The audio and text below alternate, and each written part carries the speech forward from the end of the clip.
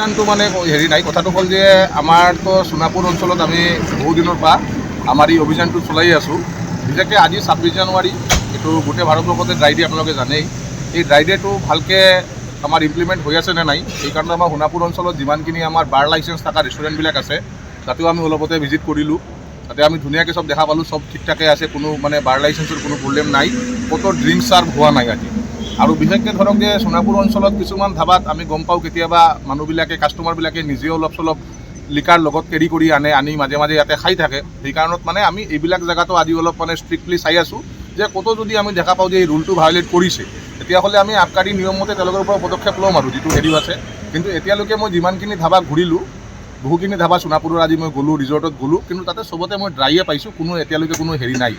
আৰু মই আহিব লগা দিনকেইটাতো মই আশা কৰিছোঁ যে মানে সোণাপুৰ অঞ্চলত বিশেষকৈ আমাৰ যিমানখিনি অনুজ্ঞাপত্ৰবিহীন যিখিনি আমাৰ ইয়াতে ধাবা ৰিজৰ্ট আছে, ক'তো আমি আমাৰ জ্ঞাতসাৰে আমি ক'তো এইটো মানে লিকাৰটো চাৰ্ভ হ'ব নিদিওঁ।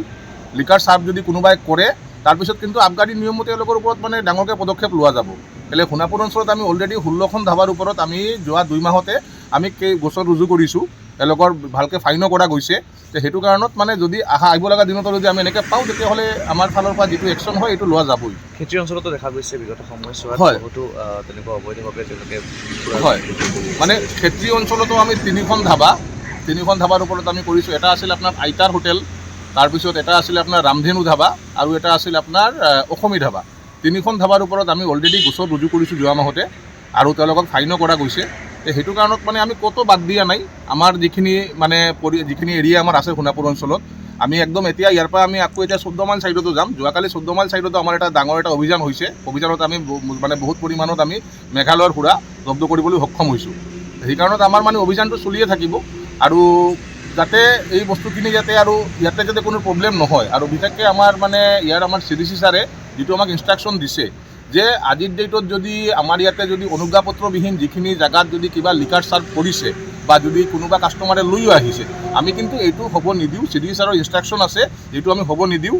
আৰু এই কাৰণত মানে আমি চবৰ তাতে এটা অনুৰোধ ৰাখিম আপোনালোকৰ যোগেদি যে মানে যদি আপোনালোকে ভাবিছে যে যদি আপোনালোকে ইয়াতে মদ নহ'লে আপোনালোকৰ বিজনেছটো নচলিব, তেতিয়াহ'লে চৰকাৰৰ তাতে আপোনালোকে বাৰৰ লাইচেঞ্চৰ কাৰণে এপ্লাই কৰক। চৰকাৰে এইটো বিচাৰ কৰি চাব, যদি বাৰ লাইচেঞ্চটো পাই যায় তেতিয়াহ'লে বস্তুটো ৰেগুলেটেড হৈ যাব। কিন্তু লাইচেঞ্চ নোহোৱাকৈ আমি কাকো এই বিজনেছটো কৰিব নিদিওঁ আৰু। জানটো মানে হেৰি নাই, কথাটো হ'ল যে আমাৰতো সোণাপুৰ অঞ্চলত আমি বহুদিনৰ পৰা আমাৰ এই অভিযানটো চলাই আছোঁ। বিশেষকৈ আজি 26 জানুৱাৰী, এইটো গোটেই ভাৰতবৰ্ষতে ড্ৰাই ডে, আপোনালোকে জানেই। এই ড্ৰাই ডেটো ভালকৈ আমাৰ ইমপ্লিমেণ্ট হৈ আছে নে নাই, সেইকাৰণে আমাৰ সোণাপুৰ অঞ্চলত যিমানখিনি আমাৰ বাৰ লাইচেঞ্চ থকা ৰেষ্টুৰেণ্টবিলাক আছে তাতেও আমি অলপতে ভিজিট কৰিলোঁ। তাতে আমি ধুনীয়াকৈ চব দেখা পালোঁ, চব ঠিক ঠাকে আছে, কোনো মানে বাৰ লাইচেঞ্চৰ কোনো প্ৰব্লেম নাই, ক'তো ড্ৰিংক চাৰ্ভ হোৱা নাই আজি। আৰু বিশেষকৈ ধৰক যে সোণাপুৰ অঞ্চলত কিছুমান ধাবাত আমি গম পাওঁ কেতিয়াবা মানুহবিলাকে কাষ্টমাৰবিলাকে নিজেও অলপ চলপ লিকাৰ লগত কেৰি কৰি আনি মাজে মাজে ইয়াতে খাই থাকে। সেইকাৰণত মানে আমি এইবিলাক জেগাতো আজি অলপ মানে ষ্ট্ৰিক্টলি চাই আছোঁ যে ক'তো যদি আমি দেখা পাওঁ যে এই ৰুলটো ভায়োলেট কৰিছে তেতিয়াহ'লে আমি আবকাৰী নিয়মমতে তেওঁলোকৰ পৰা পদক্ষেপ ল'ম আৰু যিটো হেৰি আছে।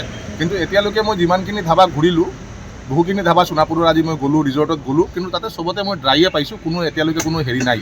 আৰু মই আহিব লগা দিনকেইটাতো মই আশা কৰিছোঁ যে মানে সোণাপুৰ অঞ্চলত বিশেষকৈ আমাৰ যিমানখিনি অনুজ্ঞাপত্ৰবিহীন যিখিনি আমাৰ ইয়াতে ধাবা ৰিজৰ্ট আছে, ক'তো আমি আমাৰ জ্ঞাতসাৰে আমি ক'তো এইটো মানে লিকাৰটো চাৰ্ভ হ'ব নিদিওঁ। লিকাৰ চাৰ্ভ যদি কোনোবাই কৰে তাৰপিছত কিন্তু আবকাৰী নিয়মমতে তেওঁলোকৰ ওপৰত মানে ডাঙৰকৈ পদক্ষেপ লোৱা যাব। বেলেগ সোণাপুৰ অঞ্চলত আমি অলৰেডি 16খন ধাবাৰ ওপৰত আমি যোৱা 2 মাহতে আমি গোচৰ ৰুজু কৰিছোঁ, তেওঁলোকৰ ভালকৈ ফাইনো কৰা গৈছে। সেইটো কাৰণত মানে যদি আহিব লগা দিনতো যদি আমি এনেকৈ পাওঁ তেতিয়াহ'লে আমাৰ ফালৰ পৰা যিটো একশ্যন হয় এইটো লোৱা যাবই। খেতি অঞ্চলতো দেখা গৈছে বিগত সময়ছোৱাত বহুতো তেনেকুৱা অবৈধভাৱে তেওঁলোকে হয়, মানে খেতি অঞ্চলতো আমি 3খন ধাবাৰ ওপৰত আমি কৰিছোঁ। এটা আছিল আপোনাৰ আইতাৰ হোটেল, তাৰপিছত এটা আছিলে আপোনাৰ ৰামধেনু ধাবা, আৰু এটা আছিল আপোনাৰ অসমী ধাবা। 3খন ধাবাৰ ওপৰত আমি অলৰেডি গোচৰ ৰুজু কৰিছোঁ যোৱা মাহতে, আৰু তেওঁলোকক ফাইনো কৰা গৈছে। সেইটো কাৰণত মানে আমি ক'তো বাদ দিয়া নাই।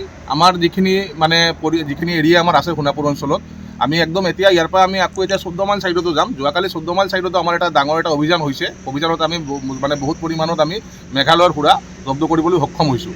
সেইকাৰণত আমাৰ মানে অভিযানটো চলিয়ে থাকিব, আৰু যাতে এই বস্তুখিনি ইয়াতে কোনো প্ৰব্লেম নহয়। আৰু বিশেষকৈ আমাৰ CDC ছাৰে যিটো আমাক ইনষ্ট্ৰাকশ্যন দিছে যে আজিৰ ডেটত যদি আমাৰ ইয়াতে যদি অনুজ্ঞাপত্ৰবিহীন যিখিনি জেগাত যদি কিবা লিকাৰ চাৰ্ভ কৰিছে বা যদি কোনোবা কাষ্টমাৰে লৈও আহিছে আমি কিন্তু এইটো হ'ব নিদিওঁ। চিডি ছাৰৰ ইনষ্ট্ৰাকশ্যন আছে, এইটো আমি হ'ব নিদিওঁ।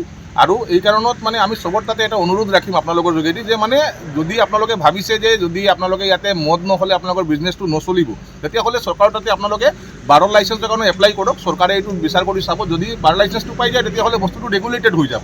কিন্তু লাইচেঞ্চ নোহোৱাকৈ আমি কাকো এই বিজনেছটো কৰিব নিদিওঁ আৰু। ঠিক আছে।